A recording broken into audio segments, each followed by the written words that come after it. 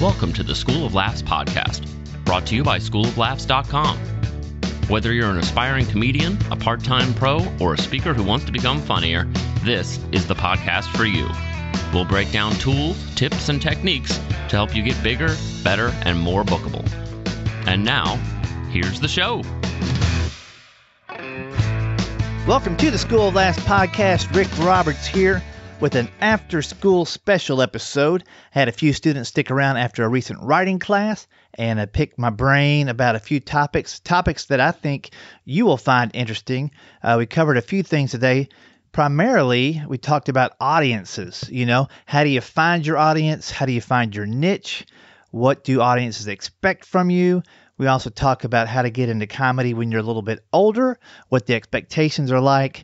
We talk about political correctness and how it's kind of overtaken the comedy scene today, and what you can do as a comedian to make the most out of your set without having pushback when you don't want it. If you want pushback, go ahead and do whatever you want to do. But we also talk about how you can strategically disarm the audience by the way you approach your material. And a lot of that just comes down to your intention with your material, making that clear to the audience. So we'll get into that here in just a second.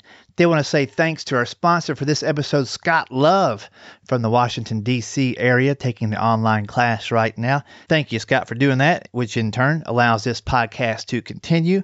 If you're interested in taking the online class, I have a special going on for the Silver Edition right now, 20% off just by using the coupon code, all capital letters, Better Comedy, all right in a row, no spaces. Better Comedy, all caps. You can find out more about that class at schooloflaughs.com. Click on the online class tab, and you'll learn more about that. I'll tell you more about upcoming shows where I can hang out with you potentially, and I'm going to close out with a cool quote today I heard recently that will help you maybe in your comedy as well. But right now, let's get right into this episode, the After School Special.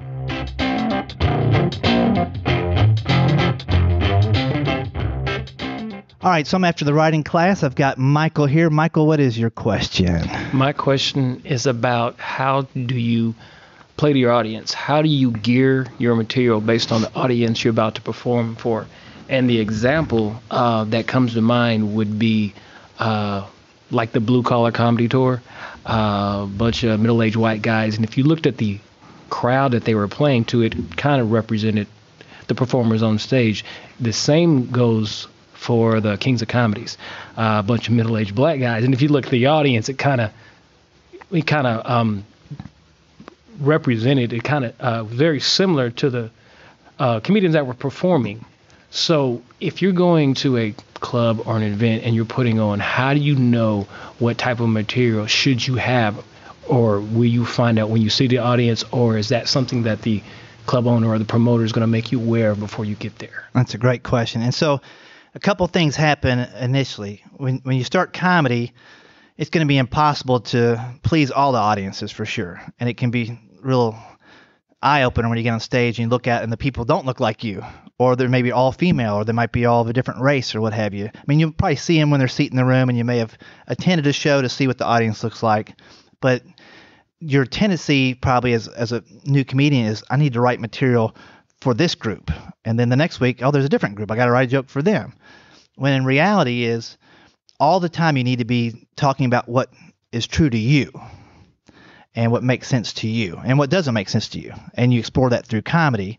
What happens over time is what you mentioned with the Blue Collar guys and with the Kings of Comedy is they had such a distinct point of view that they had fans gravitate to them. Okay. And even a more specific example like Dennis Miller. When Dennis Miller started, I guarantee 95% of the crowd was like, what? I'm not a political guy. I'm not going to come see him again. But that 5% told their friends, and the next time he came back, it was 10% of the crowd. And then once he got on Saturday Night Live or had his first special, people knew this is what to expect. And then he would show up to an audience that knew they were all his fans. And so that they were told, and that's what happened with the Blue Collar guys. Each of those had headlining careers in the comedy clubs on their own. And then when they formed the superpower of the four of them, all those fans came together. And, there was nuances, but there's a big difference between Ron White and Larry the Cable Guy. Yes. There's a more similarity between Ingvall and Foxworthy, right? They're more family-oriented, but on the extremes, you had Larry the Cable Guy, who was quick jokes and real country character, bumpkin kind of guy. And Ron White, who is the smart, every joke was very well written. Yes. You know, it wasn't maybe as cheesy or as corny or as quick as some of the Cable Guy stuff. So they all brought their audiences together, but the common denominator was the Southern or the redneck or the country kind of experience. Same thing with the Kings of Comedy. You know, Bernie Mac had a very different style than Steve Harvey. Yes. So they brought those audiences together, and they could appreciate the other comics. I don't think any one comic for either of those groups would frustrate the audience member so much they would leave. Like, I can't stand this guy. I'm not even going to stick around for the other three. It was close enough in style and the material, but it was delivered in different ways. Okay. So what happens when you first start is you don't know, especially if you've never been on stage yet, you don't know who your audience is or how it's going to resonate. But what you'll hear is, no matter where I go, this joke works every time.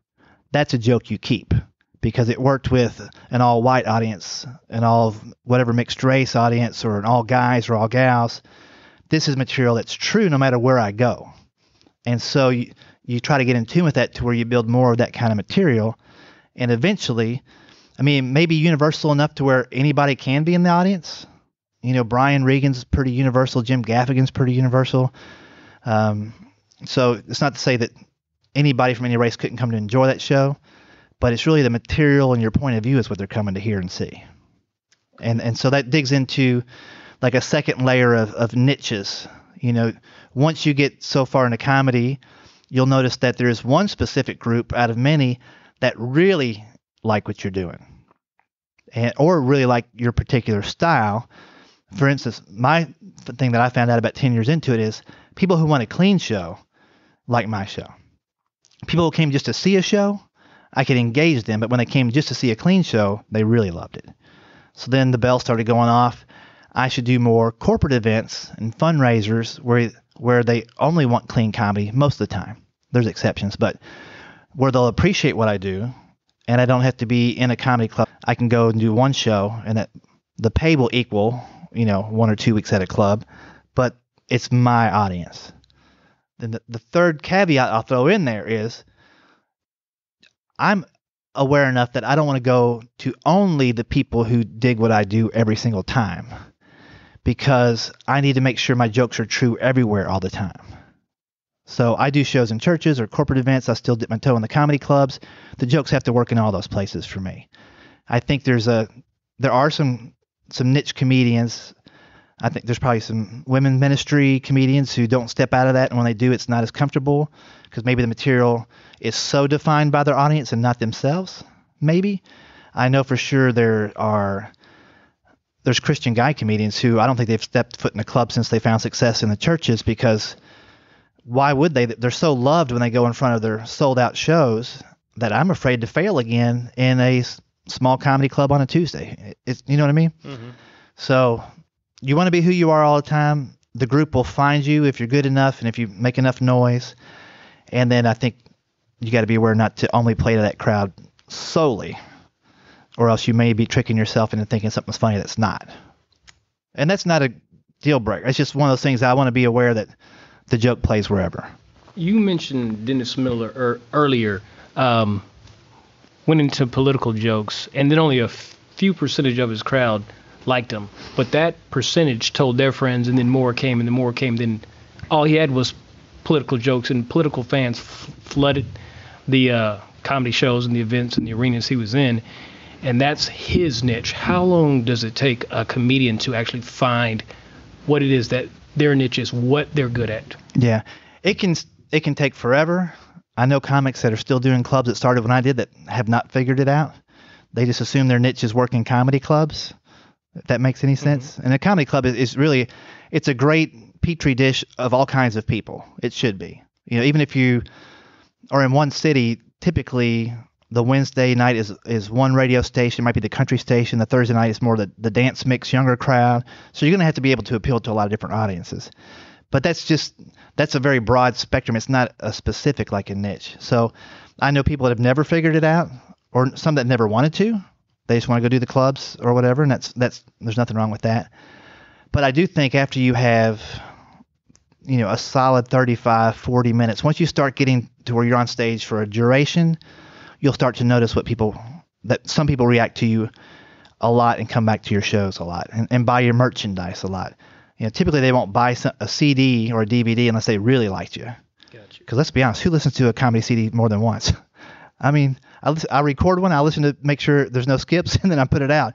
But people who really love you will come back week in and week out. Yes. So it all takes time.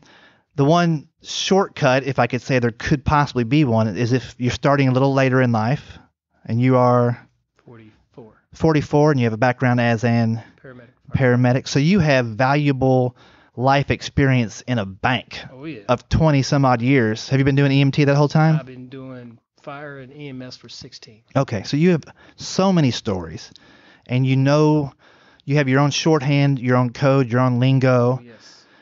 What I would advise anybody that has a background like that is, we've got a lady here that does real estate, one that's in education. There's knowledge you have that is so specific that there's a conference. I know I've performed at 911s and first responders conferences and next gen, technology conferences, all based around your industry. They would love to have somebody that is, you'd be the world's funniest EMT. You wouldn't want him doing this while he's working on you on the side of the road, but on stage he's killing, and that can give you a place to start. You still might tell stories on stage about your family, about your spouse, your significant other, all those things, but there's enough material in there about being an EMT that keeps them coming back. Yes. And you can be the go-to person. There's people in every single industry. I know people that are in education that, there's two guys that jump out right now that were principals, and then they got into entertainment, but they have all that knowledge. Eddie B is a guy you should look at if you're in education. You know about Eddie B? There's some other guys I know that do music stuff, but they have that background. And so you've got a built-in, amount of material in you if you want to pursue that market. Doesn't mean you have to. You might not want to ever hang around EMTs if you're with them all the time. I don't know. Mm-hmm. But there is a specific place that they meet in every state. When new regulations come out, they have to meet. They have to keep up their training. They have a budget for speakers. You could be that speaker / comedian. And you may never have to really get into a comedy club besides just to try out some jokes. You might have to go on the road and do comedy clubs at all. There's those opportunities out there. Okay. That make sense? Oh, yeah. Okay, good. Thank you, sir. Good stuff. All right, you want to come up next? All right. Just tell us who you are and jump into the question if you want. All right. Well, my name is June, and one of the questions that I had bouncing around in my head was the fact that I am a woman, and I know what women think is funny. But I want to be able to write in a way that appeals to both male and female audiences. So I wondered if there's any taboo topics or any tips on, I've seen where women are cracking up at women, but you can see the kind of confused or uncomfortable look on the man's face. And that's our default face. Yeah. And so I wondered if there was anything, specific that as a male and comedian that maybe makes you uncomfortable when women joke about it, or if there's an area that we should steer clear of. Yeah, I thought about this a little bit, and to me, if it's funny, period. Mm-hmm. It shouldn't matter. But the bottom line is, and it kind of goes to what Michael was saying, is knowing your audience and knowing that you need to keep your entire audience involved all the time.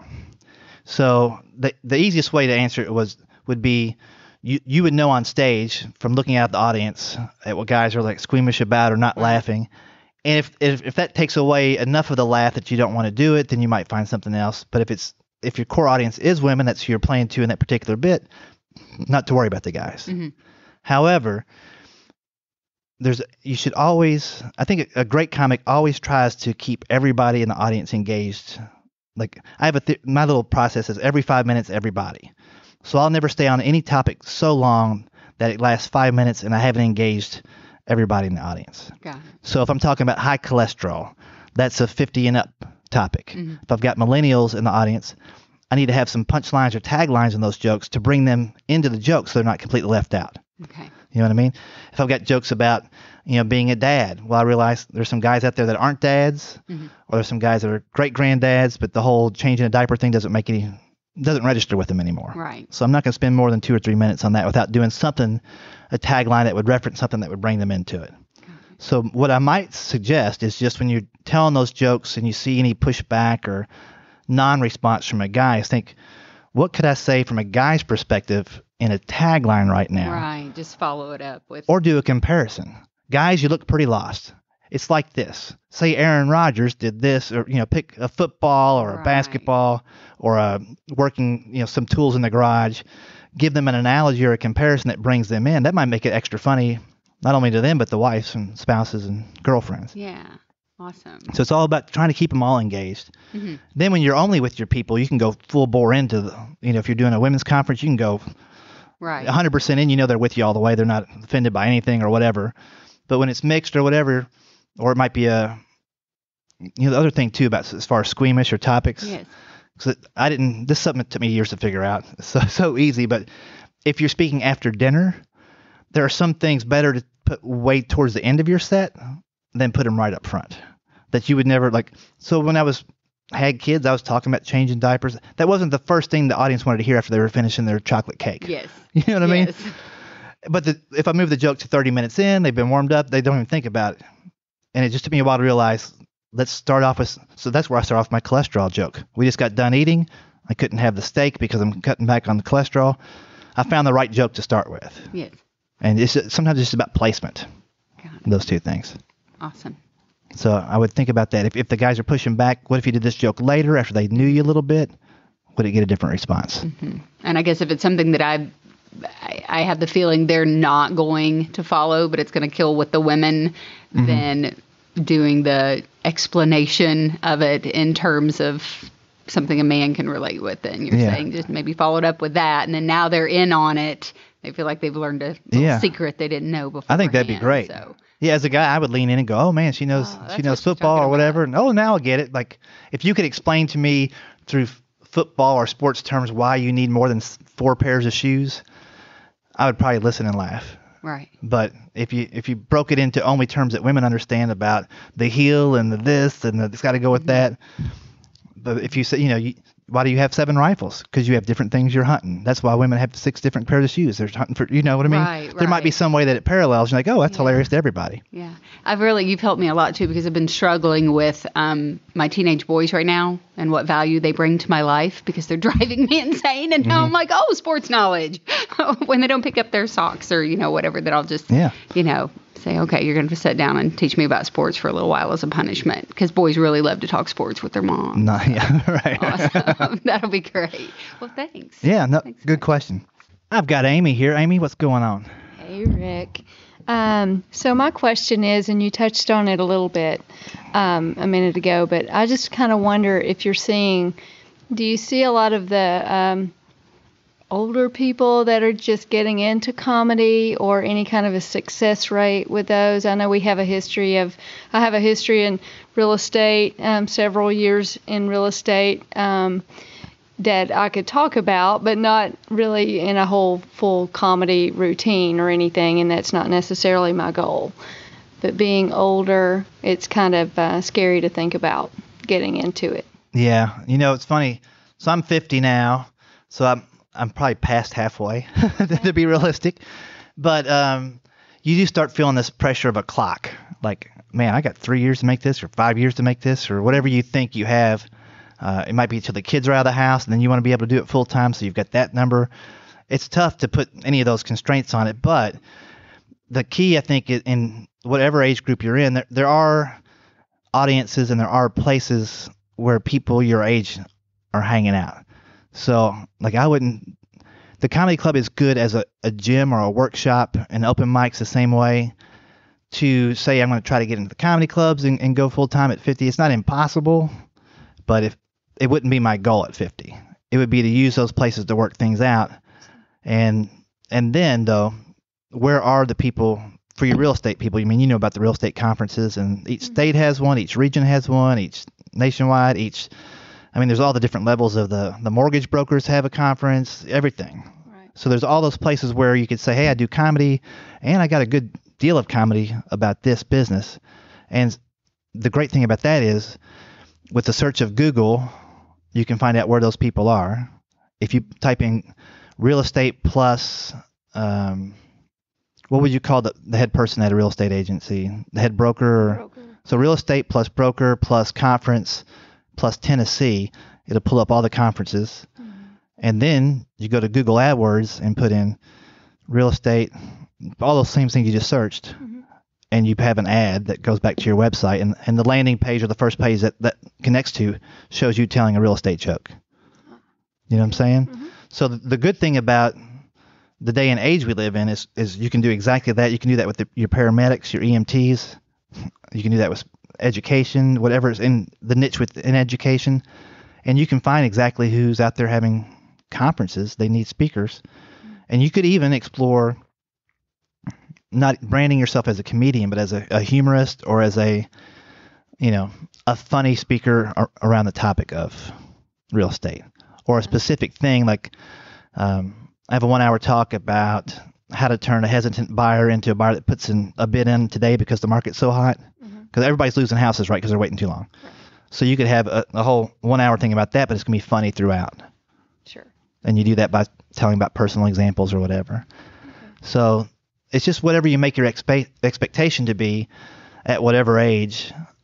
You can Google it to see if there's an audience.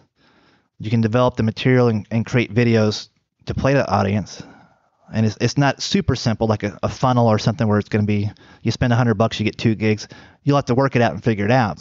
So specifically, here's a couple of ideas. If say you wanted to do that, okay. And you can translate this to the other industries. Okay. A weekly podcast about the misadventures of the real estate industry, and you share one. It could be a 7-minute podcast. Doesn't have to be half an hour. Okay. You could be your real estate company could be the sponsor of that podcast. Mm-hmm. Other real estate agents might listen to it because they might have a tidbit that might be a good conversation starter when they're in the car with somebody going to see a house, or when you show up at a house and the potential buyers do and you both realize it's not quite what it looked like in the pictures or whatever. I mean, you can write jokes around all those things and just share that one little 7-minute thing. So now when people search speakers on real estate who are funny, oh, here's a 7-minute example every single week. And so now you've got subscribers who you're telling them at the end of the episode, and if you need help with your real estate, give us a call. Nice. Okay. Thank you. So lots of opportunities.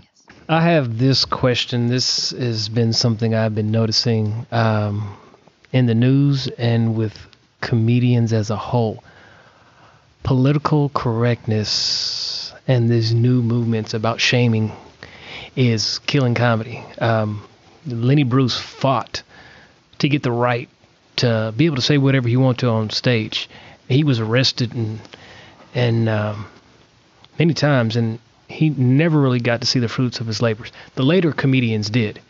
And it's now like we're reverting back to that, where you can't go on stage and say something without you offending someone. When did we lose our thick skin? When did we stop enjoying comedy? Because if something that somebody says you may not find funny, somebody else may find funny. So why is it you're trying to take that away from other people just because you don't enjoy it? Yeah, I think it's a layering of a lot of different things going on. One is people have like a TMZ mentality. Oh, I'm going to tell, like the tattletale thing has gotten, when I was a kid, it was a negative thing if you were the tattletale. Oh, yeah. Nobody would hang out with you anymore. Yes. But now there's potential payoff in ratting somebody out and you getting some 5 minutes of social media fame for showing a clip from a comedy show where a guy didn't mean anything, but you took it out of context. I mean, I think it first started with Kramer, yes. Michael Richards, and that was the first cell phone video that now comedians realize, man, I can't even try to find the joke on stage anymore. I have to know what the joke is before I even come in. And the joke has to be clear enough that nobody can take it out of context. But still, you get people not doing the beginning of the setup or the end to where it can be taken out of context. I don't think our rights have changed at all. There's just more accountability for what you say. And I think the other thing that plays into it, which shouldn't be a negative, is the last 10 years or even 15 in comedy, it's been the focus on authenticity. Are you who you are on stage, off stage? Now, there's always character comedians, but more so than and Louis C.K. at the beginning of his career especially was kind of goofy, but then he got to be, this is really my point of view. One of the things that first set him kind of apart was, kids are jerks. He basically said worse language than that, but yes. Wakes me up and needy, and every parent's like, yeah, they are kind of jerks. And that was the first time we heard somebody say kids are jerks. So we're like, that's new and fresh, and then people started following him. But the reality is when you say something on stage that seems either ignorant, hateful, racially charged, but you're also known as being authentic, then people can't separate the joke from who you are, because we've been trained to think of comics as being authentic people. So if I say something, before I even get to the punchline, if it sounds like I really meant that, people assume that I meant that without giving me the benefit of the doubt that we're in a comedy club. And if you give me 2 more minutes, I'll get to the other side of that joke, which makes fun of me for thinking of that. There's the short-term nature of listening, the short attention span. Mm-hmm. People don't even... most people that get mad at a comedy club never let the comedian finish the bit or get to the next thing and come back to it. And you know what I'm saying? Like they never even give the full experience or the benefit of the doubt to the comedian. So does that change the way you approach comedy? You still have the right to say anything, but you always have... You can't stop or protect yourself from repercussions or assumptions people make about what you say. I just think when you write a joke, you have to know, do I really feel this way? And if I don't, I need to frame it up this way. If I had a joke where I knew the punchline was hilarious, but it came from a point of view that wasn't mine, I would say, my cousin Jim says this about the wall or about whatever. And then if the audience didn't like what he said, I'm with you guys. He's an idiot for saying that, but I got to say the joke.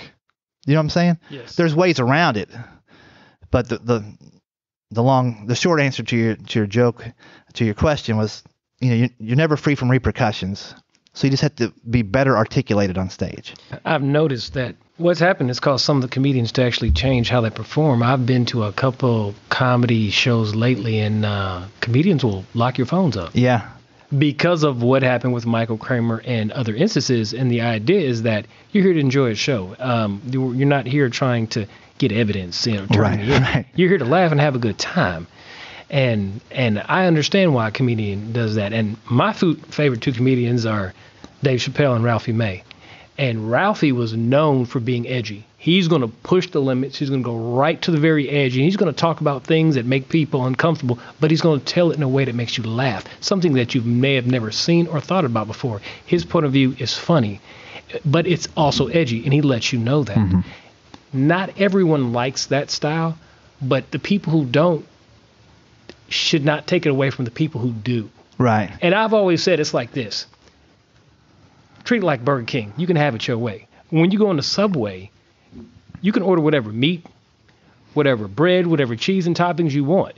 Just because you want something doesn't mean that's what somebody else wants. If I like a certain style of comedy, or this is the style of comedy I prefer to perform, if you don't like my comedy, don't come see me. But others who do, they will. They will by supporting me and buying the ticket. Right. And that's where it should be. It's just this whole shaming thing and putting people up on video.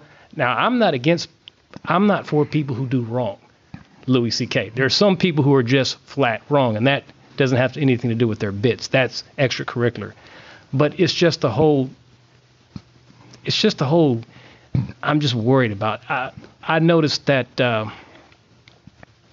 Seinfeld was talking about that. Mm-hmm. He said that the way society is going, it's ruining comedy from when he was out in the clubs doing it. And sure. It's just, I'm concerned about that. Yeah. Well, the good thing of all of this is you're already aware of it before you started comedy. Yes. So when you write a joke, and we did an opinions assignment last week. I wanted you to see both sides of every issue. Yes. So you can write jokes for both sides in case the audience starts to turn on you. And I think if you frame it as we're having a discussion, like Ralphie was good, we're having a discussion. I'm not saying this way it has to be or even should be, but this is the way it is, and we might want to change it. And so you're framing it in a way that there's less animosity. People are always going to push back if they want to push back, but I don't know where we came from as a society that we have to be so judgmental and think people are wrong if they have a different opinion. We saw it on a Facebook page recently where people just like going at each other like, over something that's totally innocuous, and it was funny to start with. It wasn't politically charged in really either way. It was just calling something what it was. And so it's weird. It may be that parenting failed the past 20 years, and when your kid says, I don't want to eat this for dinner, and you go, okay, what do you want? And you make every decision around what your kid wants instead of, we're having pizza, we're having chicken, and you're having broccoli. Oh, yeah. I'm not going to cook you another meal because you don't feel like it, just because I'm worried about you not eating. You'll get hungry enough, you're going to eat the broccoli. Oh, yeah. But I think as a society, we've done that. And then all these groups and associations and watchdogs and stuff just won't let people be people and make mistakes. You know, it's one thing. It all comes down to intent to me, too. If my intent was to be racist, then I'm wrong. If my intent was to have a discussion about race, then I should be able to have that discussion. If my intent was to make you mad at me on purpose instead of to make you laugh, then I've lost sight of what my view of the comedian. There are comedians that's their thing. They want to walk the room. I mean, Bill Hicks he wanted nobody to be left at the end of the night. That was his goal. If there was 10 people left, he'd like, I got something in common with you guys. I hate you guys. You know, so it's all about intent to me. But you also have, you know, some responsibility of knowing the possible repercussions and then framing the joke to where you can get out what you want to say. Okay.